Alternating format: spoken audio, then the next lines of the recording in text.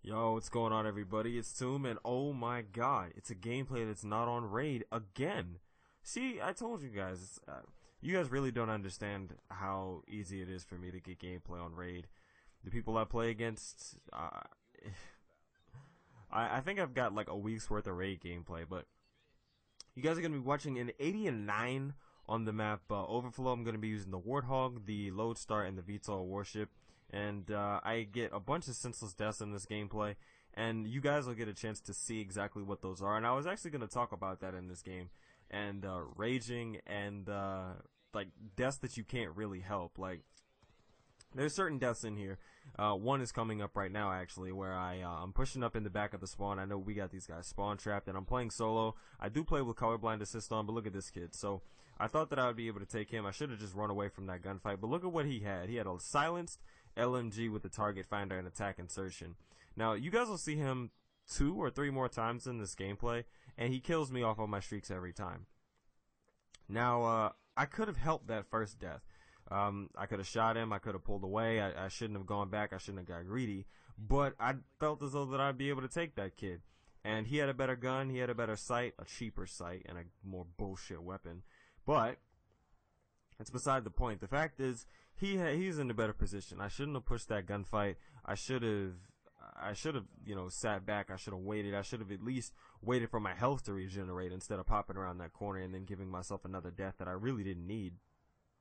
And that's just one of them things. It's Call of Duty does that to you because you want to get that kill. You want to be like, oh my god, I'm gonna kill this kid. I'm gonna kill this kid. I'm gonna kill this kid because it's that vindictiveness. It's that Call of Duty preys on the revenge and the vindictiveness of the human, human behavior. I mean, like, if you get killed by somebody on a kill streak, you want payback. If somebody kills you more than twice, you're gonna want payback. So the minute that you get a chance to get payback, you're gonna seize that chance.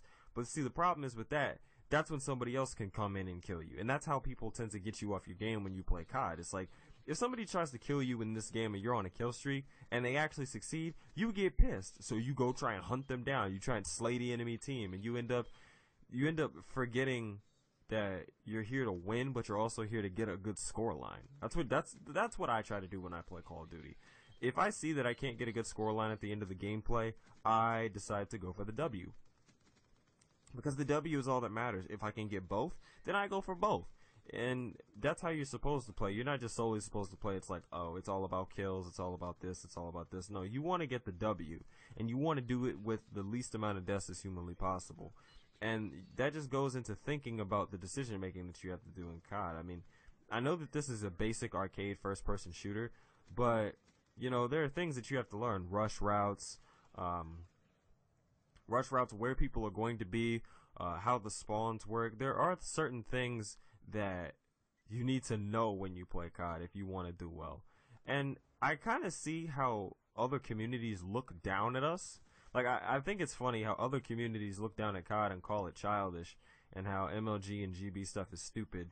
But we say the same thing about them. Maybe it's just all around just the, we all have that same thing. But look, here you see, that's the same kid who was sitting in the back of the spawn on the other side of the map. He was sitting over here. Now, I had completely forgotten that he had attack insertion, and I should have kept running to my left, and I would have avoided this death here. But this is the definition of a bad player. This is a definition of a Wings of Redemption subscriber, or a Wings of Redemption himself. He ends up losing a game because he sits in the back of the map with a target finder going 5 and 3 with 2 defends or freaking 2 captures. And here again, I was on another streak. My teammate blocked the door, and look who kills me yet again. Still sitting in the back of the spawn, still camping.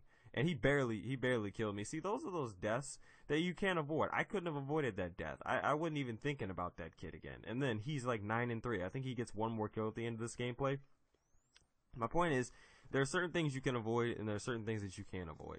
But those 2 deaths, I could have. And here you see me coming back here to murder this kid, but he's just sitting in the corner. Bouncing Betty, attack insertion. It's such a joke, man. But look.